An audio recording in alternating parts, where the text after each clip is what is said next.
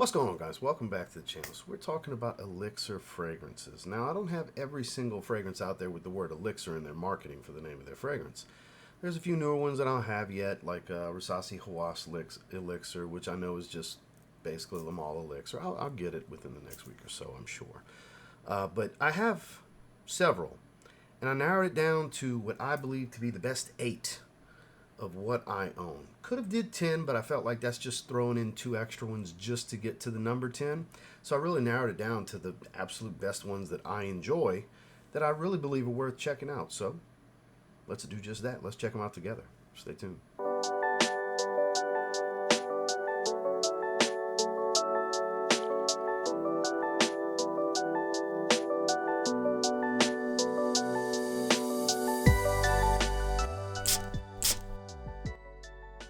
Fruity, rosy, woody, sweet. We're talking about 1 Million Elixir. One that kind of gets lost in the fray with so many elixirs having had come out, because this was one of the first, handful that it came out. Not too long after Sauvage Elixir, which kind of really pushed us along in this trend. This is still that good, and it's not over the top like grandma girly type rose, because sometimes you hear rose and you think feminine. Not really. Still has that kind of slight, more so vanillic sweetness, but a little bit of that 1 Million bubblegummy type of sweetness. You get some fruitiness. Apple and Divana give you this sweetness up top, more of a fruity sweetness, with a nice hit of cedarwood. It even has a little light smoky nuance to it, though I don't recall any notes or oils in here that would dictate that, but I do get a little light smokiness, slight incensey type of feel on skin. Phenomenal performer.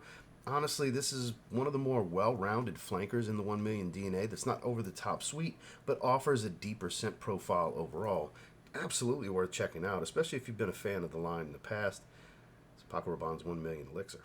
One of the absolute most popular elixir fragrances out there would have to be Bottled Elixir. No surprises here. Now, we do have Triumph Elixir, which I omitted from this list because I felt like let's just pick the best of the two.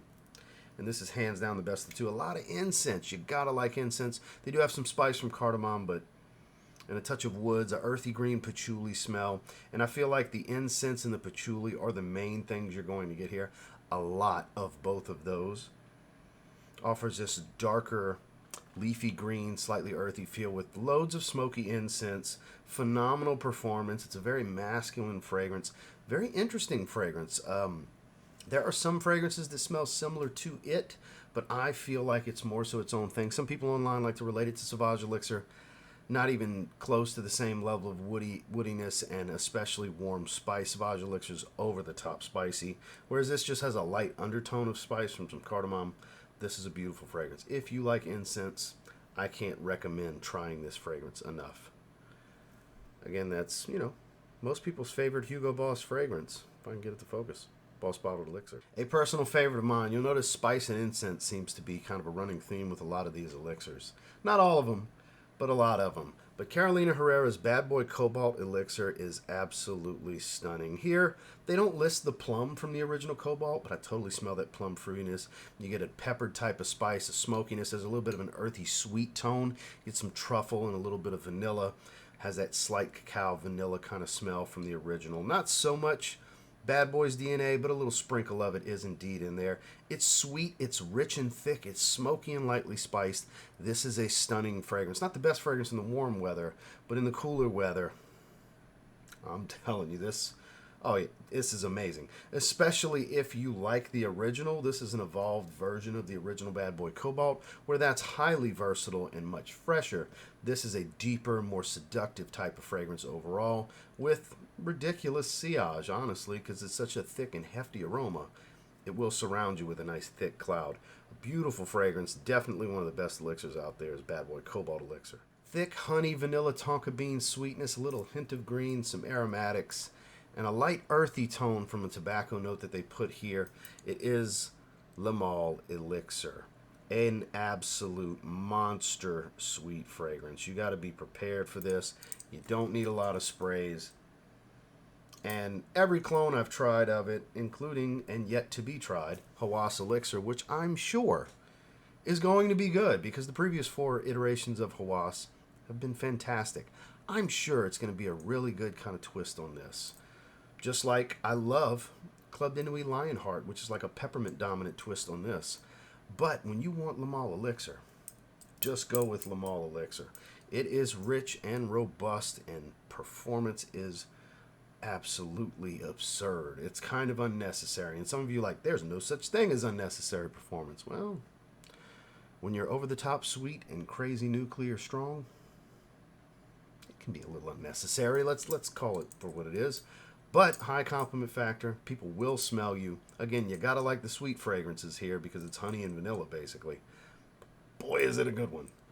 Again, that's Jean-Paul Gaultier's Le Male Elixir. Now this one came out at the beginning of the year, and it's very interesting. It has that typical sweetness from the original DNA, that woody, spicy smell. It's a little aquatic, and it dries into a lightly smoked, like incensey, woody facet. It becomes a little powdery. Like the dry down surprised me how much it developed. This is Rabanne's Phantom Elixir. I actually quite enjoy this one. I think it was a great release in the line. It is my favorite version of Phantom. My favorite version prior was the Intense. Parfum's pretty good. The original, it's okay, solid. But this, I think, is hands down the most nuanced and, just for my taste, the best one. It's got a little bit of a salty aquatic smell. It's like a marine salty note. Was kind of surprised that the saltwater accord more so than a fresh aquatic. And then it changed greatly. It got powdery. It never loses its sweetness, but it gets powdery and a little smoked woodiness. They list oud, but it's just like more of a gaiac wood kind of smell, really, a smoky wood than anything else. There's no like oud funk or anything like that. It's not a challenging fragrance. It's a very, very nice fragrance. Really good performance. Not quite the beast as some of the other ones in here, but well above average type stuff. I strongly encourage you to try this, especially if you like other ones in the line. It's my personal favorite of the bunch. The newest is the best, in my opinion. Again, we're talking about Rabanne's Phantom Elixir. This is great. And it doesn't smell anything like the original DNA of the namesake, which is Invictus. This is Paco Rabanne's Invictus Victory Elixir.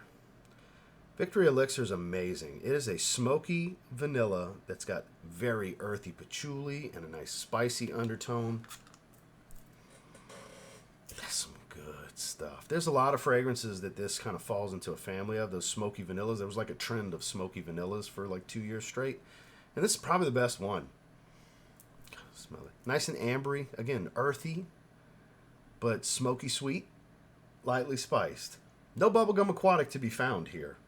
I feel like Victory, the previous version, was like reaching away a good bit from Invictus's DNA. Like there's a little bit in there. You can still tie it to it. This, they just put it in an Invictus bottle. To me, no Invictus whatsoever. But that's not necessarily a bad thing, because what is in this bottle is absolutely stunning, and I think one of Paco Rabanne's best fragrances for men. It's just that good. Performance from longevity, projection, and sillage are well above average for all of them, bordering beast mode type stuff. Super high compliment factor, really likable, and it has depth for being based around a smoky vanilla, which, like I said, there was a trend of these among designers. It's kind of the best of that style, at least in my opinion. It's a good one. It's Paco Rabanne's Invictus Victory Elixir. One of the best designers released in 2024. It was my number one until very late into the year, and it still maintained a top 3 spot for me personally. It is another Hugo Boss Elixir fragrance. This is Boss the Scent Elixir this time around. You get this red pepper spice. You get this, the Meninka here, Meninka, however you pronounce it, comes across a little boozy and rich this time around. Still has that typical fruity sweetness of the note, but it comes across a little bit boozy, woodsy, red pepper spice. Just really good stuff. Really, really good stuff. From a scent profile standpoint, this is one of the best of the bunch in this video for sure. This one, I don't know if I could sway you to try it more, but try this, please. I'm not saying you should blind buy it, but it almost smells like if you took the original and mixed it with Spice Bomb Infrared Eau de Parfum. Maybe not every element of it, like specifically like that pimento-y, red peppery type of spice. Just specifically that from the 2 infrared fragrances from the Spice Bomb line. Because it's not full of resins and leather and you know, all that good stuff of infrared EDP. So not those elements, but particularly that red pepper spice. Man, because this is good. This is the best one. in my opinion, the best of the Boss scents if you're going to get one. This is such a great representation of the DNA, especially if you like spicier fragrances. You don't want over-the-top sweet. You're going to get sweet, but not over-the-top sweet, because, again, that red pepper spice, can't point it out enough. It's really, really good, and another really good performer, Boss Scent Elixir. And last but not least, the fragrance I deem responsible for the elixir trend because it was so wildly successful and heavily cloned. It's the most cloned of the bunch, and it's Nuclear. It's crazy. Like, yeah, 3 sprays is a lot of this fragrance. It's been mentioned a few times so far, Dior Sauvage Elixir. Kind of the king of the elixir fragrances, in my opinion. It's another one that's kind of a reach to tie it to the namesake DNA. I don't really get any Sauvage here. But boy, that classic masculine spiced aromatic smell. Nice and woodsy. Variety of spices. Very warm, spicy fragrance. Over the top. People tie it to Drakkar Noir. Sure, a little bit, but I mean, I think this is way better. Way better. Any of you Drakkar Noir fans, I'm not saying it's a bad fragrance. I'm just saying this is way better to me. And it's very expensive. That's the downside to this. That's why the clones are so successful. There's a lot of much more affordable options. Now, none of them to me are as good as this, but this is like niche fragrance prices. 100 mLs are like $230 retail. That's crazy, Dior. That's crazy for a Sauvage flanker. Look, I get it's crazy performance, but they got $30 fragrances that are crazy performance too, so I'm not buying into that excuse. And the quality of the ingredients here for mid-level designer are pretty good, but again, $230 retail for 100 ml. When this came out at $155 for 60 ml years ago, we all thought that was crazy. That's kind of a bargain these days now, because that's not what a 60 ml costs anymore at retail. You're lucky to get that at discount for the 155 range. So that's the one really glaring issue here is the price. It prices itself a bit out of the market, but you do, if you love the scent profile, you're gonna get your money's worth in performance. Hands down, for those of you performance whores that like the monsters, this is an absolute monster. Make sure it's something that you're gonna enjoy wearing all day long, because it's all day long.